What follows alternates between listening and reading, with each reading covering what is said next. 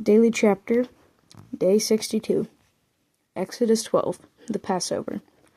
The Lord said to Moses and Aaron in the land of Egypt, "This month shall be for you the beginning of months.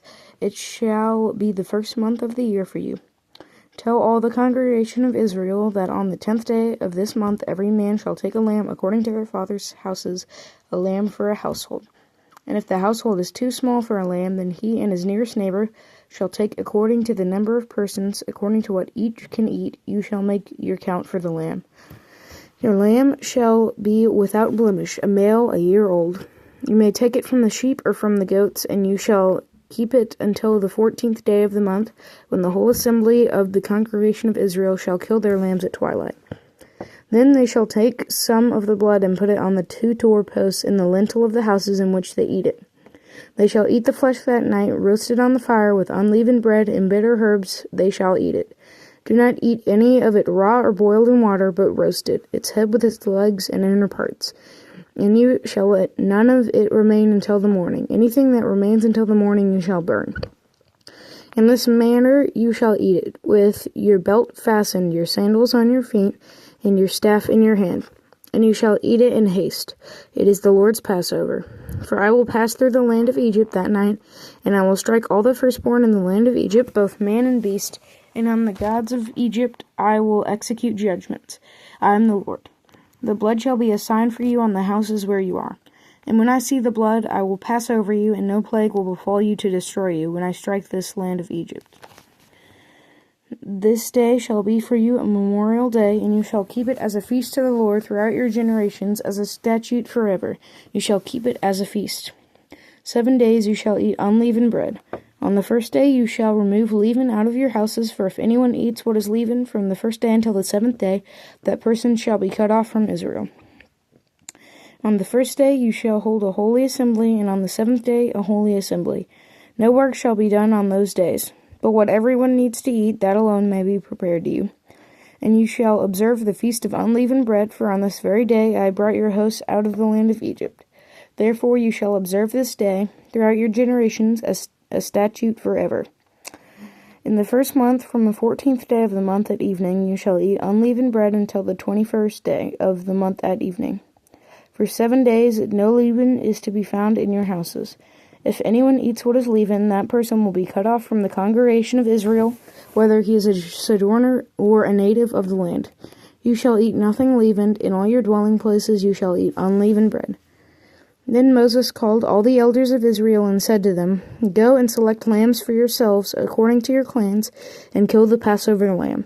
Take a bunch of hyssop and dip it in the blood that is in the basin, and touch the lintel and the 2 doorposts with the blood that is in the basin.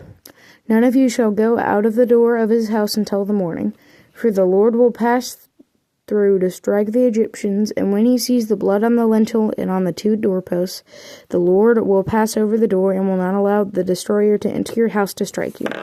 You shall observe this rite as a statute for you and your sons forever. And when you come to the land that the Lord will give you, as he has promised, you shall keep this service. And when your children say to you, 'What do you mean by the service?' you shall say, 'It is the sacrifice of the Lord's Passover, for he passed over the houses of the people of Israel in Egypt when he struck the Egyptians, but spared our houses.' And the people bowed their heads and worshipped. Then the people of Israel went and did so as the Lord had commanded Moses and Aaron, so they did. The 10th plague, death of the firstborn. At midnight the Lord struck down all the firstborn in the land of Egypt, from the firstborn of Pharaoh who sat on his throne to the firstborn of the captive who was in the dungeon, and all the firstborn of the livestock. And Pharaoh rose up in the night, he and all his servants and all the Egyptians. And there was a great cry in Egypt, for there was not a house where someone was not dead. Then he summoned Moses and Aaron by night and said, 'Up, go out from among my people, both you and the people of Israel, and go, serve the Lord as you have said.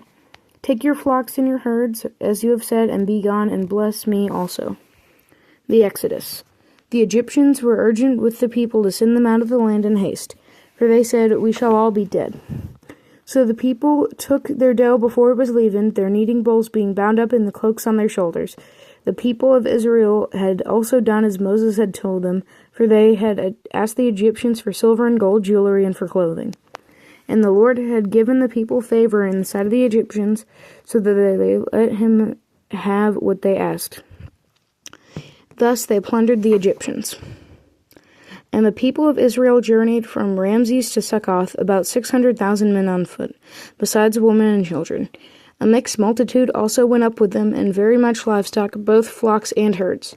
And they baked unleavened cakes of the dough that they had brought out of Egypt, for it was not leavened, because they were thrust out of Egypt and could not wait, nor that they had prepared any provisions for themselves. The time that the people of Israel lived in Egypt was 430 years. At the end of 430 years, on that very day, all the hosts of the Lord went out from the land of Egypt. It was a night of watching by the Lord to bring them out of the land of Egypt. So this same night is a night of watching kept to the Lord by all the people of Israel throughout their generations. Institution of the Passover.